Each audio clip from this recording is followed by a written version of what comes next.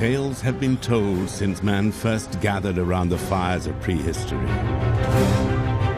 Tales of the strange and wondrous things hidden in the vast unknown shadows of the world.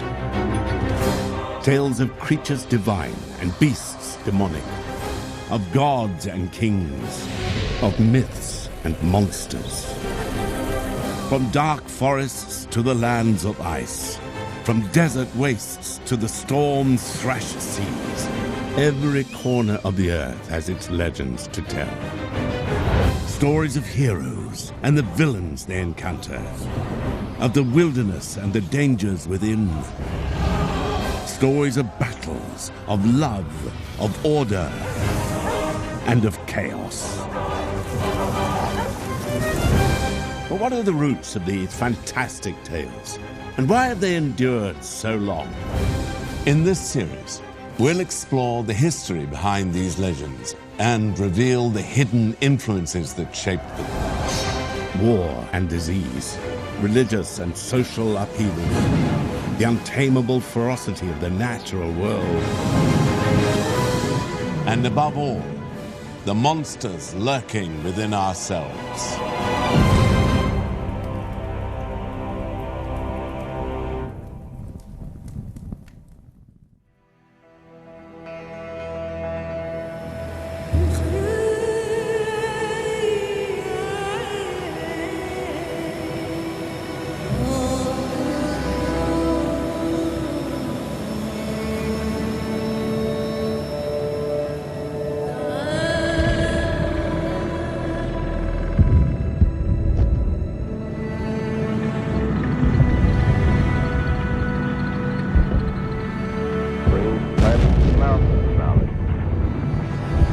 No fire was encountered during the initial landing. However, by mid-afternoon, fire was being raised.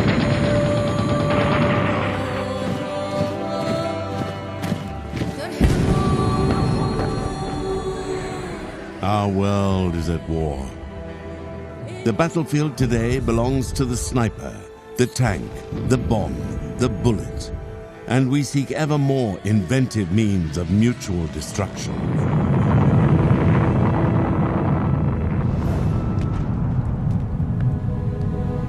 But why do we fight?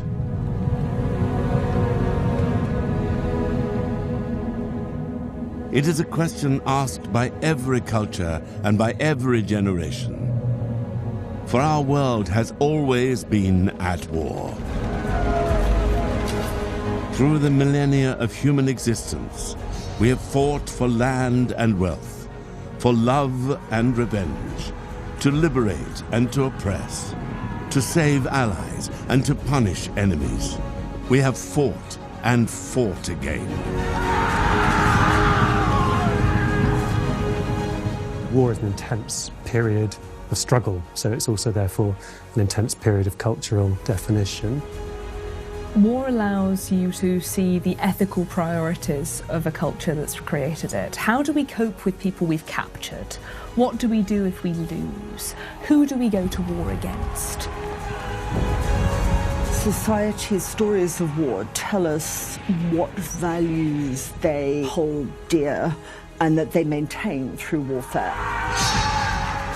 They're a way of incorporating unpredictable forces into a belief system that help people to make sense of things that they couldn't prevent or predict. In a society's representation of war, it represents what it thinks of itself, what its ideals are. It determines what values the culture holds dear.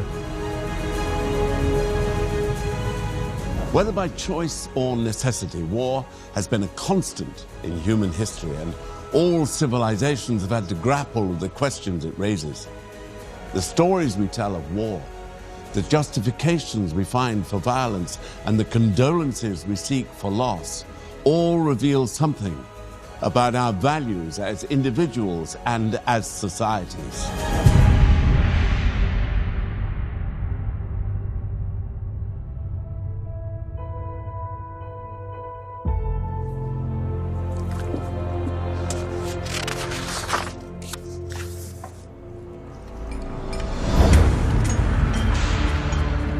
The Nemedians had come seeking a new home. But they found in Ireland only misery. For they were enslaved by the Fomorians, cruel ogres renowned for their greed. Chief among these terrors were the two strongest and ugliest ogres, Mork and his brother Conan.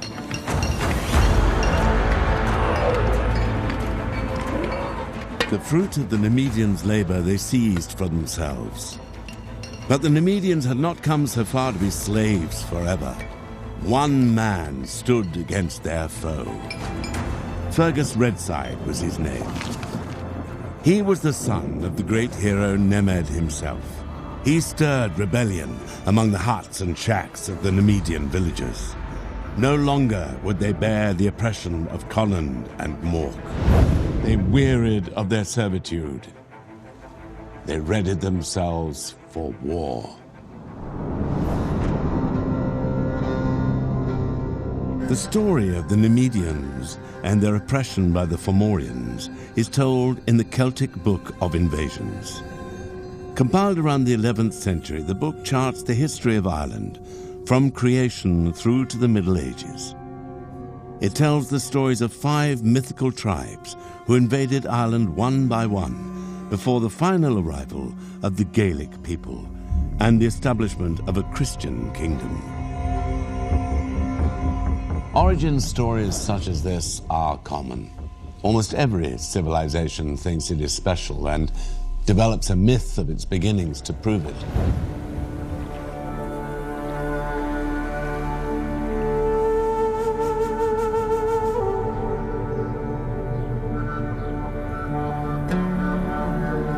Rome, the bustling heart of modern Italy, is today one of the largest cities in Europe.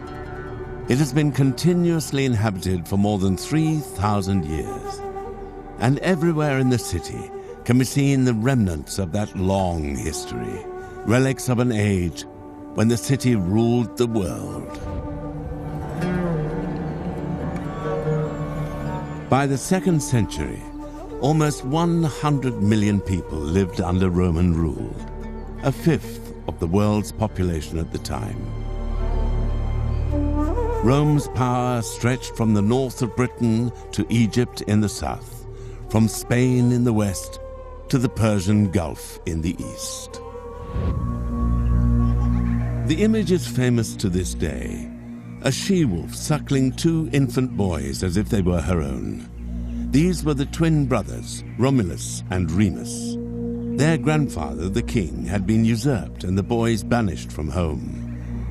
Thanks to the she-wolf, however, they survived long enough to be found by a shepherd who raised them as his own. Growing up, the twins discovered their birthright and helped their grandfather retake his crown. They then set out to found a city of their own. Each began construction in a different place, and the dispute soon took a violent turn. When Remus mockingly leapt over his brother's budding defenses, Romulus responded with a fatal blow and the words, "So perish anyone who attacks my walls." The foundation of Rome rests on fratricide, brother killing brother. It's not a positive place to start your story. Usually you'd expect a single hero who's the foundation of the nation, whereas in this instance we have 2 competing heroes. It's a very, very weird foundation myth. It takes away from that idea of a single exemplar of the virtues of the civilization that's founded. Indeed, neither Romulus nor Remus is particularly exemplary. Remus because he gets killed, and Romulus because he murders his own brother.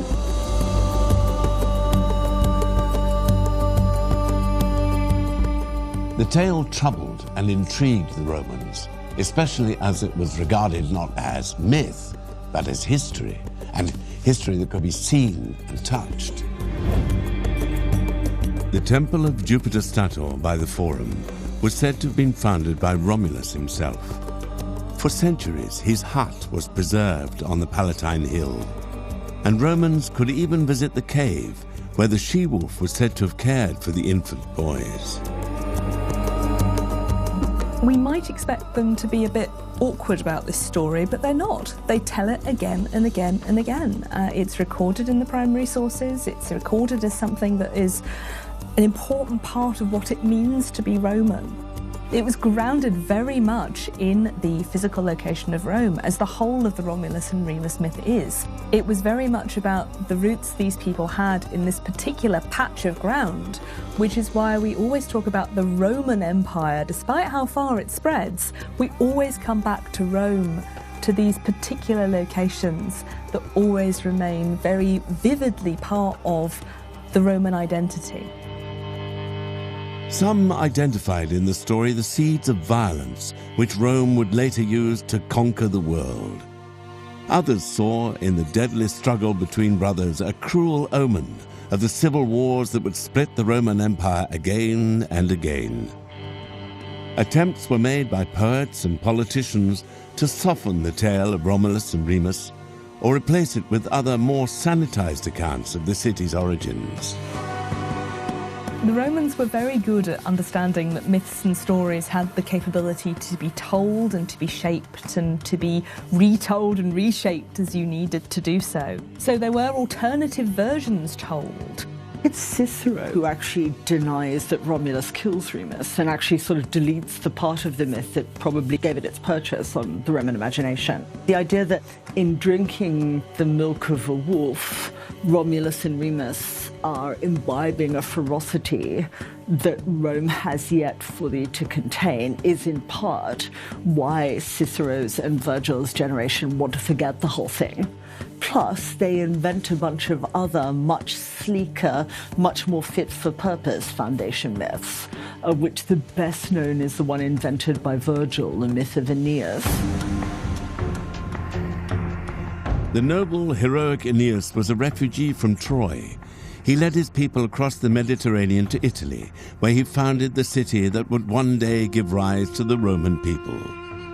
His story is told most famously by the poet Virgil in his great epic, the Aeneid. He was writing during a new era in Roman history. Augustus was consolidating his power as the first emperor, and the grander, more dignified origin story offered by the Aeneid seemed fit for the times. But if it was intended to eclipse older stories in the Roman imagination, it would fail. Romulus and Remus would retain their place in the history books of ancient Rome. But of course, it wasn't real history at all. The brothers did not create Rome, Rome created them. It was not the murder of Remus that explained the violence of the Romans. It was the violence of the Romans that lay behind the myth.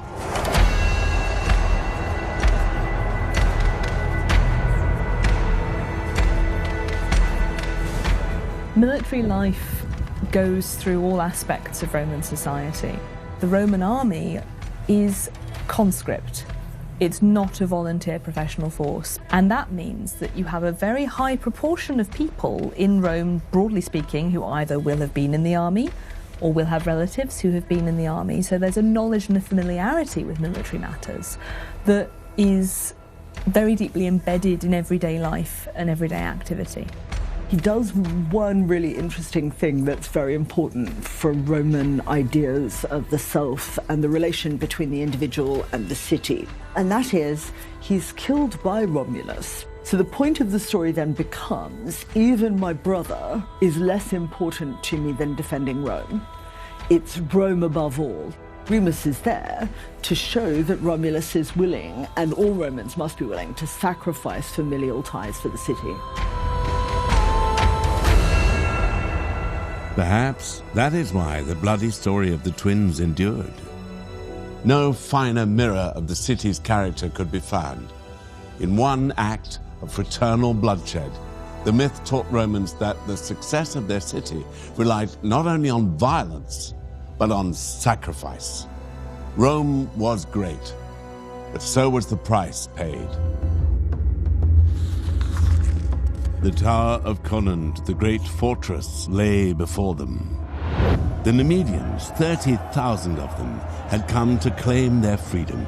These men were farmers, not soldiers, but they would fight all the same. For they were led by a brave and mighty warrior, Fergus Redside, the son of Nemeth. From the high tower, Conan watched them gather with an outraged snarl. The impudence of these slaves. Massed on the plain below, the Nemedian army grew larger and larger. Hammer and pike, scythe and spear, they held their weapons aloft and roared in time to the beat of the drum. The great ogre was readied. Armor was strapped to his body.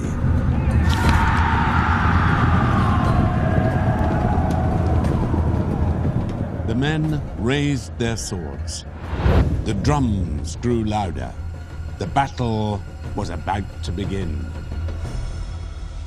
Despite war's constant presence in history, few of us are natural soldiers. Killing other people runs against the instincts of most, and sheer terror on the battlefield paralyzes many more. It's no surprise, then, that throughout history we find enemies dehumanized and the glory of a heroic death magnified. The sentiments are found in the words of politicians and poets, in the works of sculptors and painters, and in the stories and myths that cultures held dear.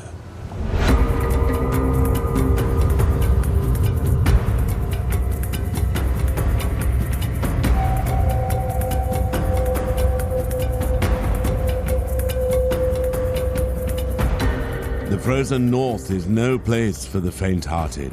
Its winters are long and dark. It is a land of sheer cliffs and deep fjords, of rock and ice. To live in such a place is to battle against the elements, and such extremes of nature perhaps produce extremes of man.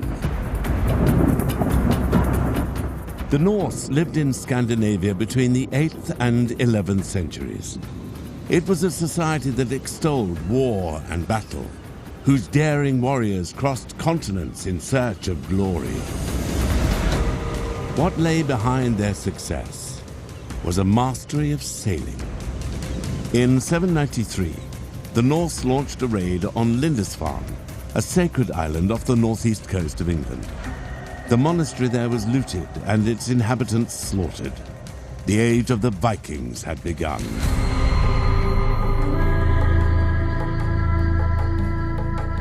The attack on Lindisfarne stunned Christian Europe. One contemporary wrote, "Never before has such a terror appeared in Britain as we've now suffered from a pagan race."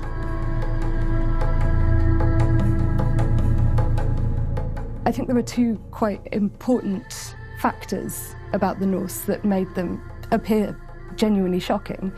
And that was that they arrived in boats, they struck somewhere quickly, and they moved on, and there was no way of knowing where they would go next. And also, there's the whole culture clash. You can't say that the Vikings and the Norse ever raided because they were thinking about religious differences. But from the point of view of the Anglo-Saxons, those religious differences mattered a lot. Stories of the brave and barbarous Vikings spread quickly. Most feared among their warriors were the berserkers. These shock troops fought in a trance-like fury and seemed to experience no pain or fear. But if this was a culture that glorified war, then all parts of Norse society, women included, played a role.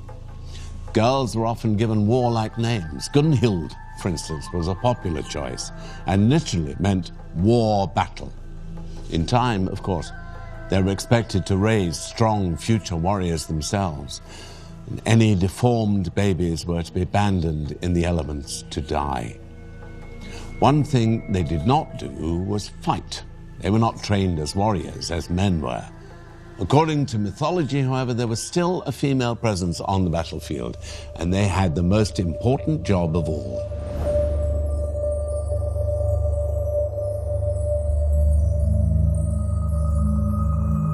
The Valkyries are immortal warrior maidens whose job it is to decide which warriors get to fall in battle. They were then tasked with taking the souls of the dead warriors to Valhalla, which is in effect the afterlife presided over by the god Odin.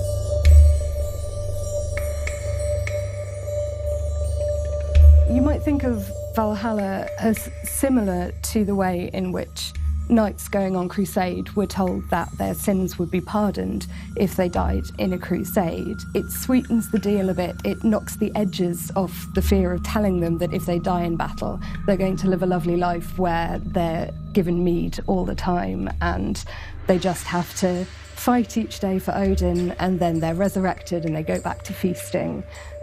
It makes the idea of dying in battle seem less terrible.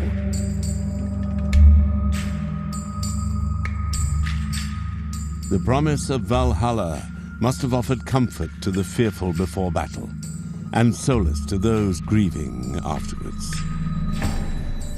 Death on the battlefield was recast as a mirror of birth, and just as it was women who once brought men into the world, so it was females who carried them into the next.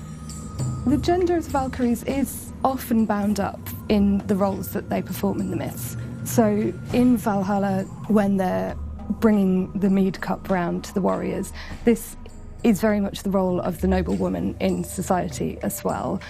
It's what the hostess would do at a great feast or a gathering in a king or a lord's hall. Fate figures are nearly always female in all European mythologies. There is an unbelievably creepy Valkyrie moment in Njál's saga, where you actually see the Valkyries weaving with men's intestines and using men's severed skulls as weights. Instead of the tools of the trade, they have a shuttle that is a spearhead, and they beat the wall with a sword rather than the standard wooden tool that they'd use. Weaving is normally a virtuous thing for householders to do, but these women are weaving with guts and heads, so they're doing something that's on the one hand really uber feminine, but on the other hand is a creepy inverted version of it. Stories of war and the Valkyries are found throughout Norse mythology. The gods constantly fought amongst themselves and against their rivals, the giant and monstrous Jötnar. But were the Norse as belligerent a people as we often think? Is their reputation for violent banditry, which remains to this day, a fair one? Were they all Vikings?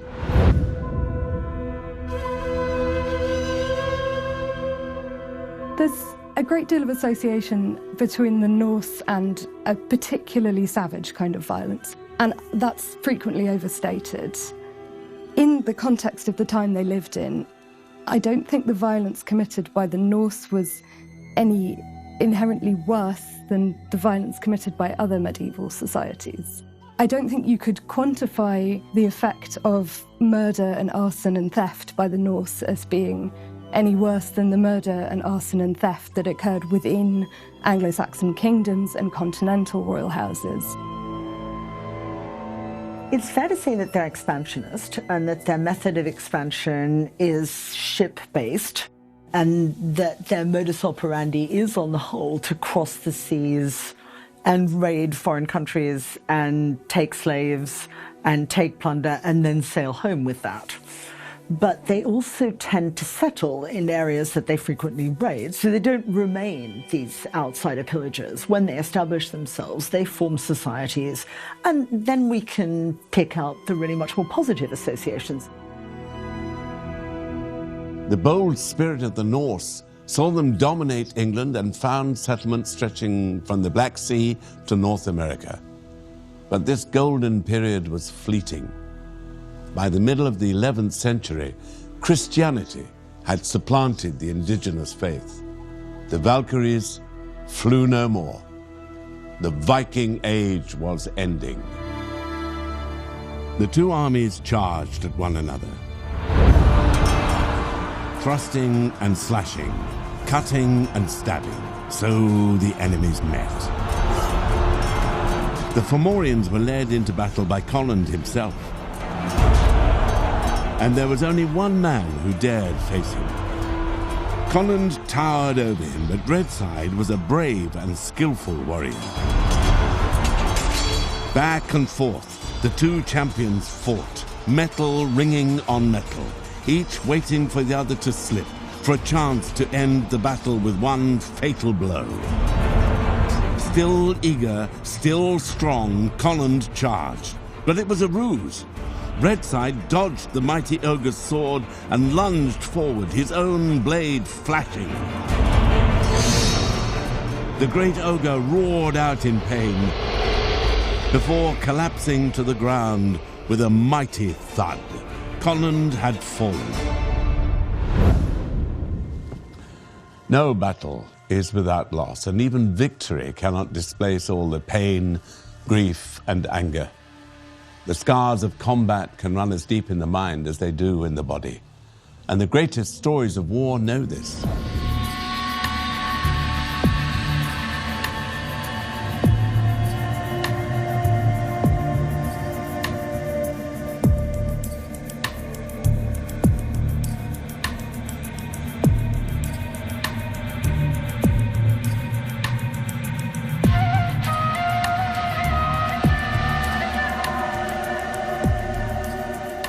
In the Anatolian expanses of modern Turkey, just south of the Dardanelles Strait, which divides Europe from Asia, there was once a place of legend, a mighty fortress overlooking the plains, a city of wealth and beauty.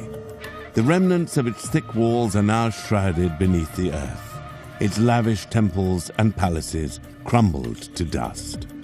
But it was amid the rocks and rivers of this ancient plain that the greatest conflict in all myth took place, the Trojan War. It was a war sparked by the abduction of Queen Helen of Sparta by Prince Paris of Troy. An alliance of Greek kings then sailed to Troy with their armies to bring her back. A 10-year siege ensued. Only cunning ended the long stalemate. The Trojans were fooled into letting the Greeks beyond their gates. Troy was brutally sacked soon afterwards. Countless works of art have been inspired by the war. In its long duration and bloody aftermath, there are near infinite opportunities to explore the meaning and impact of conflict. The Trojan War offers an opportunity to look at a very wide range of human life. It offers the opportunity to look at the failure of guest friendship, what happens when those bounds of hospitality are broken, conflict in between two different regions, the coming together of the Greeks for a single purpose. All of these kinds of things the myth allows the Greeks to explore through one particular narrative. It doesn't just talk about war to glorify it. It also really offers an opportunity to look at the human cost, the people who suffer as a result of war. But one account of the war has endured above all others. A poem composed almost 3,000 years ago. Alexander the Great conquered the world with a copy at his side, and soldiers and civilians alike have for centuries looked to it for a better understanding of war in their own times. That poem is the ancient Greek epic, the Iliad. Said to be the work of an author known as Homer, the written version of the poem dates to the 8th century BC. Its roots, however, are older still, in an oral tradition which stretches back hundreds of years more. The Iliad does not focus on the end of the Trojan War, nor on its beginnings. Instead, it tells one short episode during the last year of the conflict. Homer makes monsters of neither Trojans nor Greeks. The poet instead grants equal dignity to the soldier far from home and the civilian trapped in theirs. What the enemies have in common is emphasized: the love of family, the pain of loss, the inevitability of death. One lovely example of a moment of emotional connection with the family is the Trojan hero Hector in the Iliad, who puts on his helmet and then goes to kiss his wife, Andromache, goodbye. She's with his little boy, who's only a tiny child, and the little boy looks at Hector in his helmet and he starts to cry. He doesn't recognize his father because he's wearing this great helmet, and Hector starts to laugh. and throws the little boy up in the air and passes him back to his wife. But it's a lovely, affectionate moment. This lovely little domestic detail that humanizes him and makes it clear that he's fighting in the most literal possible way, not just for his city as a political entity, but for his family in its extraordinary vulnerability. You could read the epic as being about the unreasonableness of war, the pettiness of war, and therefore the human need to rise above that, to try and remain human and humane within that struggle.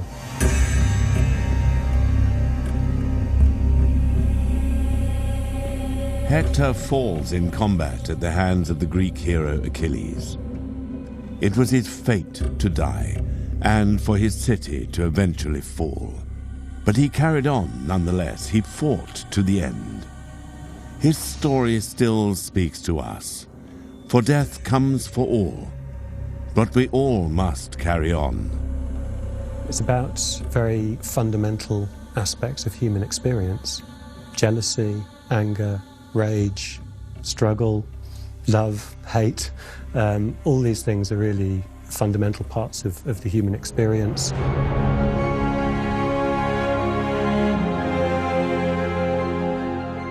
Every generation that has read the poem has repurposed its characters and events for their own times. After the fall of Rome, however, Homer's text was lost to Western Europe for centuries. But after rediscovery during the Renaissance, the Iliad went on to become a foundation stone of Western literature. It continues to shape our thoughts about war to this day. For though in many ways combat has changed beyond recognition, the Iliad captures something unchanging about war. The poem glories in it and damns it just the same.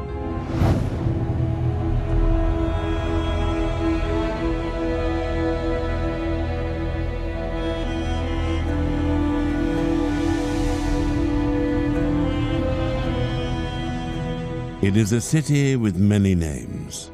First it was Byzantium. Later it became Constantinople. But to many it was just the city. And though we may not recognize it, that is how we know it to this day. For Istanbul is derived from the Greek words Estin Polin, meaning to the city. That city was once the largest and wealthiest in Europe, and a holy place of Christianity. In 1453, however, it fell to the invading forces of the Ottoman Empire. The Ottoman Empire was the superpower of its day, an expansionist and aggressive one at that. It was just assumed that nowhere Christian could really fall to Islam. It was just assumed that God would protect it. The idea that something so strong could collapse just dismayed and horrified them. According to the Christian understanding, God really shouldn't have allowed it to fall in the way it did. The conquest of the city shocked Europe. It would not be the end of the Ottomans' ambitions in the West, however. It expanded all the way into Eastern Europe. In fact, virtually all of what we now think of as the Balkans was either ruled directly by the Ottomans or was an Ottoman vassal. In this state of near constant war that followed, new stories and legends emerged. And just as men can make myths out of war, war can make myths out of men.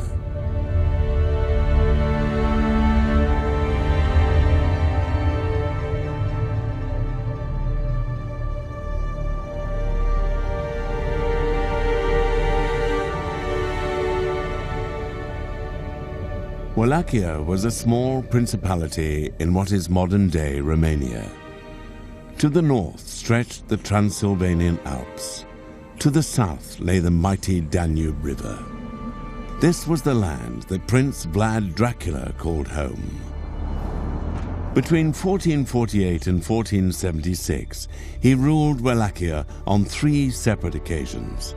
All these reigns were brief, but his fame has become immortal nevertheless.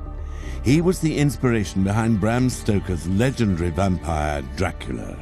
But Vlad was notorious long before the publication of Stoker's novel in 1897. In his own time, he was reviled as a sadist, whose taste for the cruelest of punishments led to his gruesome nickname, Vlad the Impaler. A German Meistersinger produced a poem that was actually sung in front of the then Holy Roman Emperor Frederick III, which told of Vlad's crimes in detail. And one of the crimes that it emphasized was that he impaled his victims on stakes. There are stories of Vlad the Impaler eating his dinner while his enemies writhed around him, impaled on spikes. Later, this was elaborated even further, and there were some really grisly tales of mothers and infants being impaled together so that the infants were trying to clutch at the mothers and the mothers were trying to protect the infants, but they both died. Really gruesome stuff. But how fair was Vlad's reputation? Where's the truth amid the legend? And why did the tales spread and endure? Vlad lived at a time of upheaval. His lands were caught between the Christian powers to the west and the might of the Ottoman Empire to the east. In 1417, Wallachia had become a vassal state of the Ottomans. Vlad's father was the then ruler of the principality, but he was murdered in 1447 and his crown usurped. For decades afterwards, control of the region was contested again and again. As a grown man, Vlad fought to win back what he regarded as his birthright. At times he allied himself with the Ottomans, at others he joined the forces arrayed against them. But his reigns in Wallachia were short, unstable affairs. He was a man with many enemies. In 1462, having once again lost his crown, Vlad travelled to Transylvania to seek the help of the Hungarian king Matthew Corvinus. Instead, the king had Vlad imprisoned. It was at this time that stories of Vlad's unique brutality began to spread. As soon as you have a war, hostilities of any kind, the atrocity stories begin. People really got off on exaggerating the evil Eastern European weirdness of this guy, and it just got more and more exaggerated and peculiar as the Western presses churned it out. Even in his own lifetime, the man was becoming myth. And the stories of the cruelty and wickedness of Vlad Dracula did not disappear with his death in 1476. But legends are changeable things. Once a man becomes myth, he can be repackaged and repurposed again and again. In more recent years, there's been a reappraisal of Vlad III. He has become a perhaps unlikely hero. Romania was long dominated by foreign powers. It was subject to the Ottomans until the 19th century in the establishment of the Kingdom of Romania. But that was swept away after the Second World War, and Romania was once again in the shadow of a greater power, this time Soviet Russia. Like many post-communist countries, it's eager to go back to the time before communism and find heroes that predate those days. And Vlad is a perfect candidate. He was recast as a harsh yet just ruler who strengthened central government and fought for the nation at a time of conflict and unrest. In the schoolrooms of Romania, Vlad's story is still told. For defiance in the face of oppression will always appeal.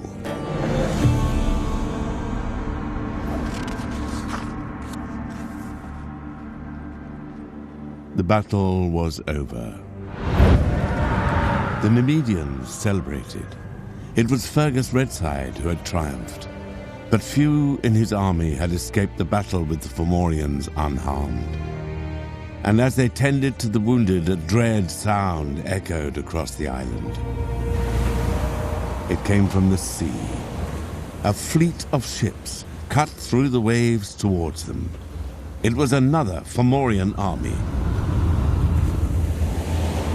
Mork, brother of the defeated Colin, was already come for revenge. With a cry, Redside rallied his weary men. They charged the beach to fight once more.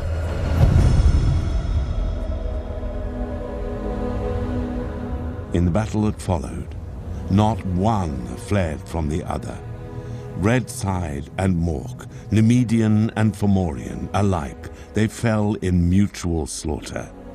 The beach was stained crimson with their blood. Of the 30,000 Nemedians who had come to win their freedom, just 30 survived. This mournful band of the wounded and the weary seized a Fomorian ship. They sailed away, far from Ireland, and far away from the cruelty of the Fomorians. The defeat of the Nemedians in the Celtic Book of Invasions paves the way for the arrival of the Irish people themselves. The book made war a part of their origins, of their identity as a people, as it was for so many others. From the time of the Romans to that of the Norse, from the golden age of ancient Greece through to this very day, the character of individuals and of nations has been shaped by myths of war. They can tell us where we've come from and where we go after death. They tell us what makes us different from others and what we have in common. They tell us what we cherish, what we deplore, what we aspire to, and what we fear. They tell us who we are. The weapons of war have changed down the centuries. And though battles on the field may look different today, the battles within us remain much the same.